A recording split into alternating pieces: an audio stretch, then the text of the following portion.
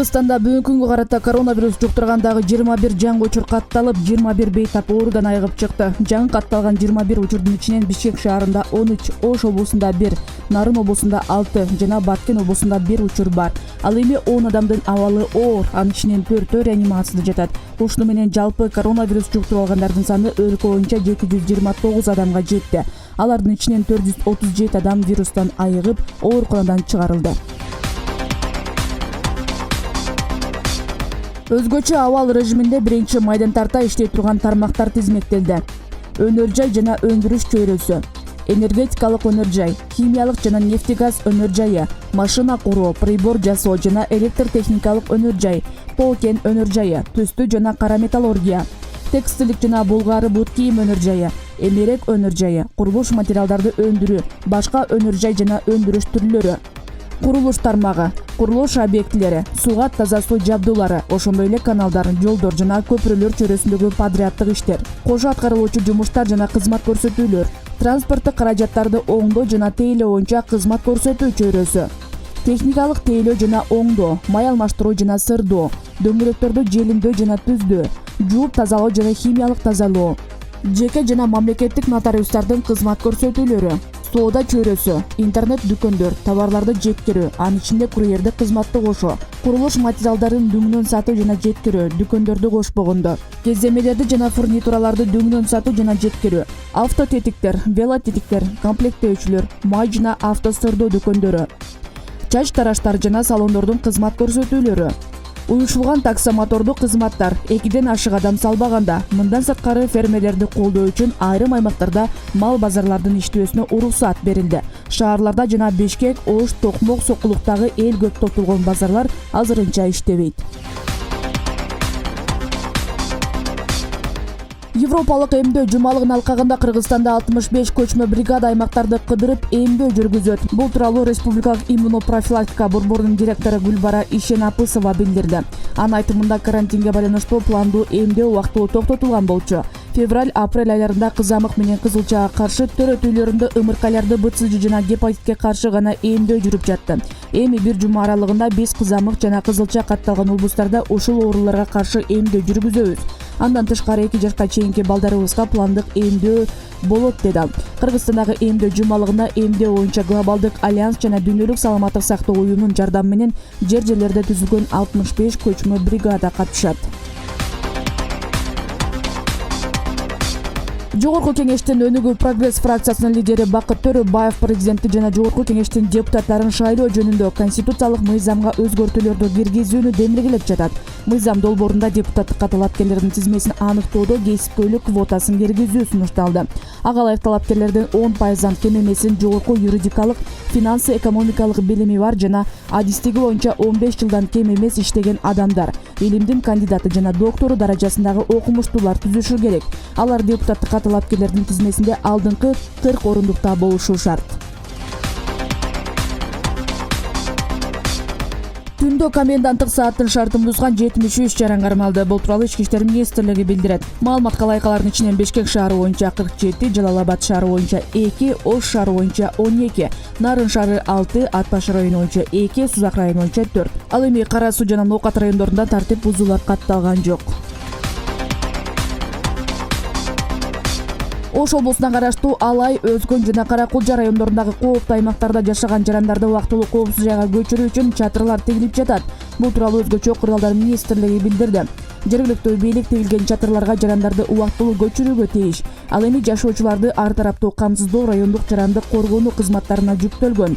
Өзгөчө куралдар министрликтин Ош облусу боюнча башкармалыгынын башчысы Асан Сулаймановдун айтымында, аталган облуста 2488 үй бүлө кооптуу деп эсептелген жерде жашаса, анын 2406-сы жер көчкү ыктымалдуулугу жогору болгон аймактарда күн кечирип келет. Мурдагы президент Алмазбек Атамбаев Кой-Таш окуясы боюнча 29-апрелге белгиленген сот отурумуна катышат. Бул тууралуу Атамбаевдин жактоочусу Замир Жошов билдирди. Алмазбек Шаршенович ден соолугу начар болгонуна карабай, Кой-Таш окуясы боюнча айыпталып жаткан балдарды колдоо үчүн келерин айткан. Бишкектин 1-май райондук сотунда 27-апрелге белгиленген соттук жараян айрым адвокаттардын жана Алмазбек Атамбаевдин сотко келбегенине байланыштуу 29-апрелге жылдырылган болчу. Ушул күздөн тарта Өзбекстан өпкөнү жасалма дем алдыруучу аппарат чыгарууга киришмекчи. Бул тууралуу аталган өлкөнүн коронавируска каршы күрөш боюнча штабы билдирди.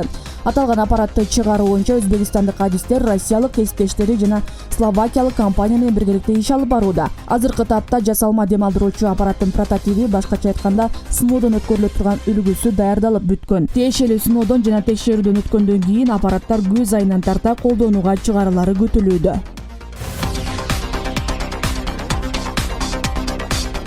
Хатлон облусунун Куляб шаарында инфекциялык оорукананын 14 дарыгери карантинге алынды. Медициналык кызматкерлер чет өлкөдөн келип 14 күнгө карантинде жаткан 60тан ашык эмгек мигранттын карашкан.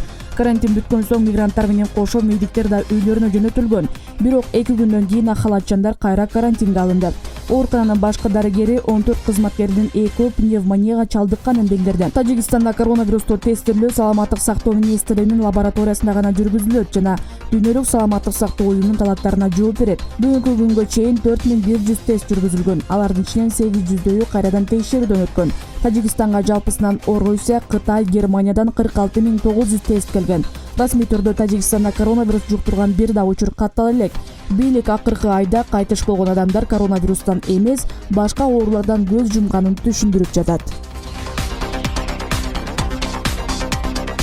Беларуста бир күн ичинде 919 адам коронавирус жуктуруп, 4 адам каза болду. Дүйшөмбү күнгө карата Беларуста коронавирусту 11289 адам жуктурган айтылган. Өлкөдө коронавирус жуктурган 12208 учур катталды. Ал коронавируска жүргүзүлгөн анализдердин 7,5% түзөт. Жалпы 161028 тест жасалган. Жалпы илдетти жуктургандардын ичинен 79 жаран каза болду деп айтылат маалыматта. Ошол эле учурда коронавирус жуктурган 1993 жаран айыгып, ооруканадан чыгарылган. Өлкөдө эпидемиологиялык абалдан улам жарандар битер садаганы үйдө отуруп эле уюлдук операторлор аркылуу төгө алышат. Бул тууралуу муфтияттын маалымат кызматы билдирди. Буга чейин зекетти муфтияттын РСК банктагы эсебине банктын банкоматтары, терминалдары жана РСК 24 мобилдик банкинг аркылуу берсе болору айтылган. Маалыматка ылайык карантин маалында Мегаком абоненттери битер садага, зекет сыяктуу кайрымдуулук төлөмдөрүн Мегапей тиркемеси аркылуу төлөй алышат.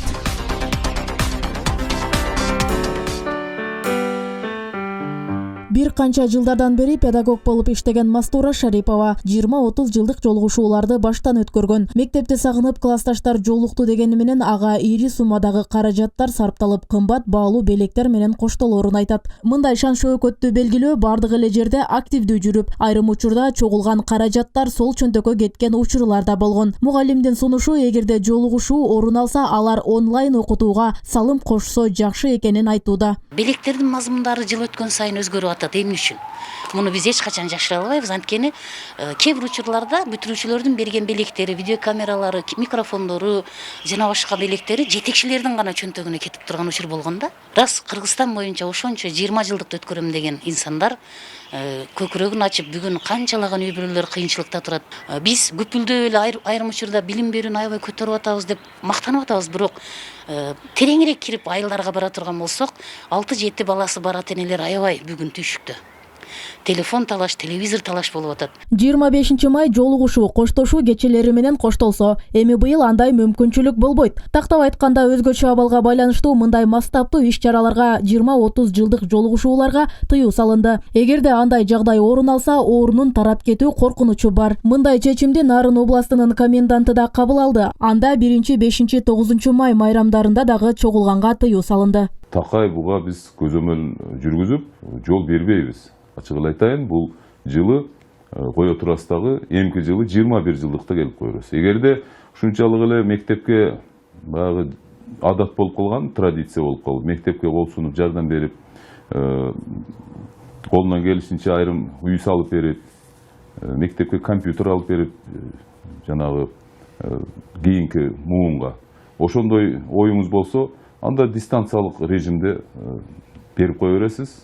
Мектеп кабыл алып кое берет. Мектепти, айылыңызбы, кандай кайрымдуулук кылсаңыз, ал атайын өзүңөр топ түзүп, пропуск беребиз, текшертебиз, медицинский, жанагы бүт обследование өткөзүп туруп, барып мектепке жардам берип койсоңуз болот.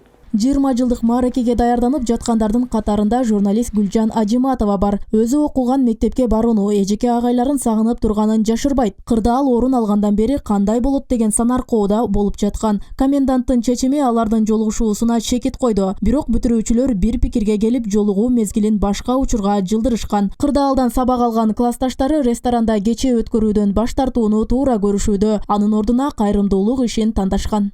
Бир жыл мурун башталганда ушул биз 20 жылдыкты кандай өткөрөбүз деп. Анан эми өзгөрдү чындыгында, бирок жакшы үмүт, бул дагы болсо ашыкча чыгымдарсыз эле, бирок классташтардын жолугушуусу, ошол эжеке агайларды сыйлап, аларга болгон сый урматты көрсөтүү, анткени алардын берген ушул татыктуу билимден кийин биз ушундай деңгээлге жеттик деген сый көрсөтөбүз деп атабыз. Мына ошолордун баары ашыкча, чыгымсыз, азыраак мындай көп чыгымды кетирбей ушундай формада өткөрөбүз деп атабыз да. Учурдан пайдаланып коюлган чектөө бир канча ысырапкорчулуктан сактайт. Эсепсиз аш тойлордон, кечелерден башы чыкпаган коомдун капчыгына пайда. Бүтүрүүчүлөрдүн жолугушуусу өзүнүн миссиясынан алыстап кеткен. Мектептин 20 жыл мурдагы мөмөлөрү алган билимин кандай пайдаланды? Мына ошону кийинки муунга стимул кылып көрсөтүү үчүн чакырылат. Мындай тарбия унутулуп, материалдашып кеткен эле. Алар кымбат баалуу кийимдерди алып даярданып, мектепке канча миң сомдук жардам бергени, сайран куруп ойногону менен бааланып калышкан. Мазмундун баягы жолугушуулардын отчет берүүнү мен кандай инсан болдум, ушул мектептен окудум эле. Менин бүгүн сиздерге кошкон салымым деген миссия бүгүн мен дегенге айланып кетти да. Мен бүгүн ушундай машина айдап барам, мен бүгүн ушундай алтын тагынып барам, мен бүгүн ушуну кожо көрсөнгө мактанам. Мисалы жөн эле олтуруп маевка менин атымдан деп 2 кой союп койгон демөөрчүлөр чыгып атат го. Бирок ошолор кыйналып жашап аткан үй бүлөдөгү эң отличник окуучуга барып туруп конвертке салып 5000 сом стипендия берип коюуну биз башка бир нерсеге айландырып алдык да. Ошон үчүн дагы бизди мындай чоң сыноолор күттү окшойт. Билим берүү министрлиги жыл сайын акыркы коңгуроо аземинде окуучулардын ашыкча сайрандоосуна тыюу салат. Ага карабай буйрукка баш ийбегендер чыгып, анын арты кырсык менен коштолгон фактылар да катталып келген. Быйылкы жылы мындай көрүнүштөрдө коменданттар катуу көзөмөлгө алмакчы. Роза Акматжан кызы, Зайырбек Абдукеримов, 7 канал, Ош шаары.